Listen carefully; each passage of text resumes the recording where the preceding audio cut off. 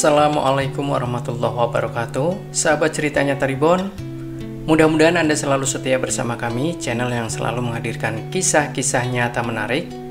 Dan pada kesempatan kali ini kami sudah siap akan berbagi sebuah kisah yang berjudul Innalillahi, jenazah pejabat ini keluar belatung, saat mau dikubur ada suara mengejutkan. Kisah yang akan Anda saksikan berikut ini adalah sebuah kisah nyata yang terjadi saat proses penguburan jenazah dari seorang pejabat yang berasal dari sebuah kota di Jawa Timur. Saksi mata dari kisah ini membagikan kisahnya kepada kabar Makkah. Sang saksi mata menegaskan jika dirinya tak bersedia menyebutkan nama dari sang pejabat serta tempat tinggalnya demi menjaga nama baik sang pejabat serta keluarganya yang ditinggalkan. Semoga kisah ini dapat diambil hikmahnya bagi kita semua sebelum ajal menjemput. Kisah ini diceritakan langsung oleh seorang modin atau pengurus jenazah kepada pemberi kabar. Dengan gaya bertutur, selengkapnya sang modin menceritakan pengalamannya. Saya terlibat dalam pengurus jenazah lebih dari 16 tahun. Berbagai pengalaman telah saya lalui, sebab dalam jangka dan kurun waktu tersebut, macam-macam jenis mayat sudah saya tangani. Ada yang meninggal dunia akibat kecelakaan, sakit tua, sakit jantung, bunuh diri, dan sebagainya. Bagaimanapun, pengalaman mengurus satu jenazah seorang pejabat yang kaya serta berpengaruh ini menyebabkan saya dapat berkesempatan istimewa sepanjang hidup. Inilah pertama saya bertemu proses penguburan yang cukup aneh, menyedihkan, menakutkan, dan sekaligus memberikan banyak hikmah. Sebagai modin tetap di desa ini, saya diminta oleh anak almarhum untuk mengurus jenazah bapaknya. Saya terus pergi ke rumahnya. Ketika saya tiba di sampai rumah almarhum, tercium bau jenazah itu sangat busuk. Baunya cukup memualkan perut dan menjijikan.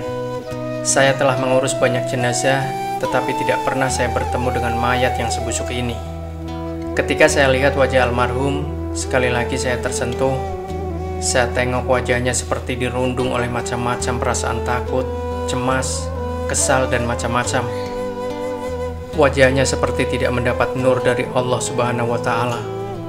Kemudian saya pun ambil kain kafan yang dibeli oleh anak almarhum dan saya potong. Secara kebetulan pula di situ ada dua orang yang pernah mengikuti kursus fardu kifayah atau pengurus jenazah yang pernah saya ajar. Saya ajak mereka membantu saya dan mereka setuju. Tetapi selama memandikan mayat itu, kejadian pertama pun terjadi. Sekedar untuk pengetahuan Anda, apabila memandikan jenazah, badan mayat itu perlu dibangunkan sedikit dan perutnya hendaklah diurut-urut untuk mengeluarkan kotoran yang tersisa. Maka saya pun urut-urut perut almarhum. Tapi apa yang terjadi? Pada hari itu sangat mengejutkan. Allah Subhanahu wa Ta'ala berkehendak dan menunjukkan kekuasaannya, karena pada hari tersebut kotoran tidak keluar dari dubur, akan tetapi melalui mulutnya. Hati saya berdebar-debar, apa yang sedang terjadi di depan saya ini. Telah 2 kali mulut mayat itu memuntahkan kotoran.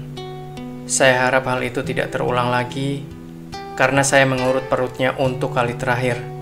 Tiba-tiba ketentuan Allah Subhanahu wa Ta'ala berlaku. Ketika saya urut perutnya, keluarlah dari mulut mayat itu kotoran bersama beberapa ekor ulat yang masih hidup. Ulat itu adalah seperti ulat kotoran atau belatung. Padahal almarhum meninggal dunia akibat diserang jantung, dan waktu kematiannya dalam tempo yang begitu singkat, mayatnya sudah menjadi demikian rupa. Saya lihat wajah anak almarhum, mereka seperti terkejut, mungkin malu, terperanjat, dan merasa mendapat aib dengan apa yang berlaku pada bapaknya. Kemudian saya tengok 2 orang pembantu tadi, mereka juga terkejut dan panik. Saya katakan kepada mereka, inilah ujian Allah terhadap kita. Kemudian saya minta salah satu seorang daripada pembantu tadi pergi memanggil semua anak almarhum. Almarhum pada dasarnya seorang yang beruntung karena mempunyai 7 orang anak, kesemuanya laki-laki. Seorang berada di luar negeri dan 6 lagi berada di rumah.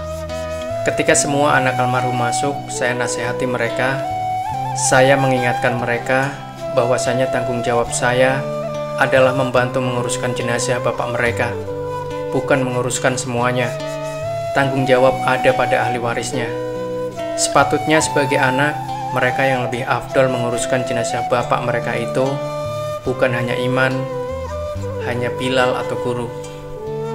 Saya kemudian meminta izin serta bantuan mereka untuk menunggingkan mayat itu. Takdir Allah, ketika ditunggingkan mayat tersebut tiba-tiba keluarlah ulat-ulat yang masih hidup. Hampir sebaskom banyaknya. Baskom itu kira-kira besar sedikit dari penutup saji meja makan. Subhanallah, suasana menjadi makin panik. Benar-benar kejadian yang luar biasa sulit diterima akal pikiran manusia biasa. Saya terus berdoa dan berharap tidak terjadi lagi kejadian yang lebih ganjil. Selepas itu saya memandikan kembali mayat tersebut dan saya ambilkan wudhu. Saya meminta anak-anaknya kain kafan. Saya bawa mayat ke dalam kamarnya dan tidak diizinkan seorang pun melihat upacara itu, terkecuali waris yang terdekat, sebab saya takut kejadian yang lebih aib akan terjadi. Peristiwa apa pula yang terjadi setelah jenazah diangkat ke kamar dan hendak dikafani, takdir Allah jua yang menentukan. Ketika mayat itu diletakkan di atas kain kafan, saya dapati kain kafan itu hanya cukup menutupi ujung kepala dan kaki, tidak ada lebih. Maka saya tak dapat mengikat kepala dan kaki. Tidak keterlaluan kalau saya katakan, ia seperti kain kafan itu tidak mau menerima mayat tadi. Tidak apalah, mungkin saya yang hilaf dikala memotongnya. Lalu saya ambil pula kain, saya potong dan tampung di tempat-tempat yang kurang. Memang kain kafan jenazah itu jadi sambung menyambung, tapi apa mau dikata, itulah yang dapat saya lakukan. Dalam waktu yang sama saya berdoa kepada Allah, ya Allah, jangan kau hinakan jenazah ini ya Allah. Cukuplah sekedar peringatan kepada hamba-Mu ini. Selepas itu saya beri taklimat tentang sholat jenazah tadi. Satu lagi masalah timbul. Jenazah tidak dapat dihantar ke tanah pekuburan karena tidak ada mobil jenazah atau mobil ambulans. Saya hubungi kelurahan, pusat Islam, masjid dan sebagainya, tapi susah. Semua sedang terpakai. Beberapa tempat tersebut juga tidak punya kereta jenazah lebih dari satu, karena kereta yang ada sedang digunakan pula. Suatu hal yang saya pikir bukan sekedar kebetulan. Dalam keadaan itu seorang hamba Allah muncul menawarkan bantuan. Lelaki itu meminta saya menunggu sebentar untuk mengeluarkan van atau sejenis mobil pick up dari garasi rumahnya. Kemudian muncullah sebuah van. Tapi ketika dia sedang mencari tempat untuk meletakkan vannya itu di rumah almarhum, tiba-tiba istrinya keluar. Dengan suara yang tegas dia berkata di halayak ramai, "Mas, saya tidak perbolehkan mobil kita ini digunakan untuk angkat jenazah itu. Sebab semasa hayatnya, dia tidak pernah mengizinkan kita naik mobilnya. Renungkanlah kalau tidak ada apa-apanya." Tidak mungkin seorang wanita yang lembut hatinya akan berkata demikian. Jadi saya suruh tuan yang punya van itu membawa kembali vannya. Selepas itu muncul pula seorang lelaki menawarkan bantuannya. Lelaki itu mengaku dia anak murid saya. Dia meminta izin saya dalam 10-15 menit membersihkan mobilnya itu.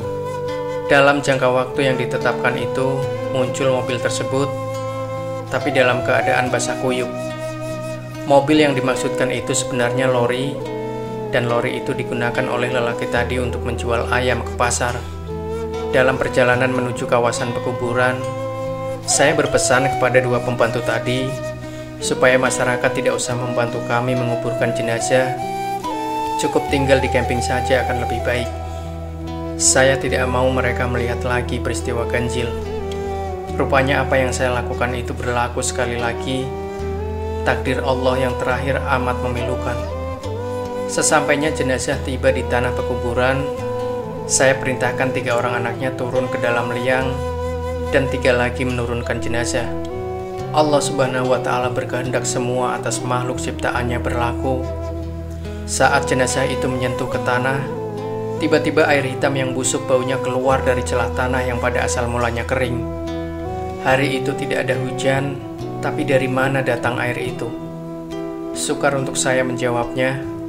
Lalu saya arahkan anak almarhum supaya jenazah bapak mereka dikemas dalam peti dengan hati-hati.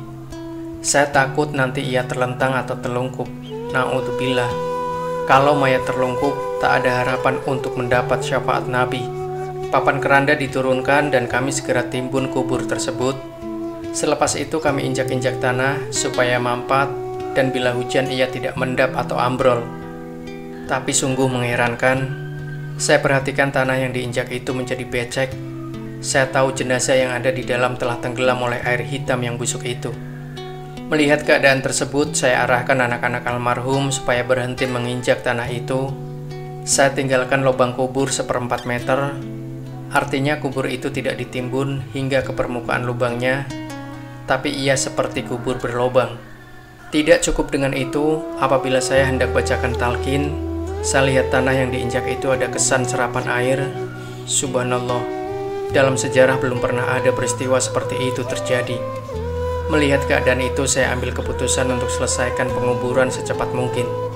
Sejak lama terlihat dalam penguburan jenazah, itulah mayat yang saya tidak talqinkan. Saya bacakan tahlil dan doa yang paling ringkas. Setelah saya pulang ke rumah almarhum, saya lalu mengumpulkan keluarganya. Saya bertanya kepada istri almarhum, apakah yang telah dilakukan oleh almarhum semasa hayatnya? Apakah dia pernah menzolimi orang alim, mendapat harta secara merampas, menipu dan mengambil yang bukan haknya, memakan harta masjid dan anak yatim, menyalahgunakan jabatan untuk kepentingan sendiri, tidak pernah mengeluarkan zakat, sedekah atau infak?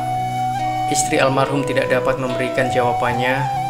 Memikirkan mungkin dia malu untuk memberitahu, maka saya tinggalkan nomor telepon rumah. Tapi sedihnya, hingga sekarang tidak seorang pun anak almarhum menghubungi saya. Untuk pengetahuan umum, anak almarhum merupakan orang yang berpendidikan tinggi, hingga ada seorang yang beristrikan orang Amerika, seorang dapat istri orang Australia, dan seorang lagi istrinya orang Jepang. Peristiwa ini akan tetap saya ingat, dan kisah ini benar-benar nyata, bukan rekaan atau isapan jempol. Semua kebenaran saya kembalikan kepada Allah Subhanahu wa Ta'ala, pencipta alam raya ini. Kepada semua pecinta cerita nyata Reborn, tanyalah diri kita, akankah kita menginginkan peristiwa itu terjadi pada diri kita sendiri, ibu, bapak kita, anak kita, atau kaum keluarga kita? Semoga akhir hidup kita semua husnul khotimah. Amin. Wallahu a'lam bishawab. Demikian sahabat cerita nyata Reborn. Semoga kisah ini bisa kita jadikan ibroh. Jangan lupa nantikan kembali kisah-kisah terbaru dari kami selanjutnya. Sampai jumpa. Wassalamualaikum warahmatullahi wabarakatuh.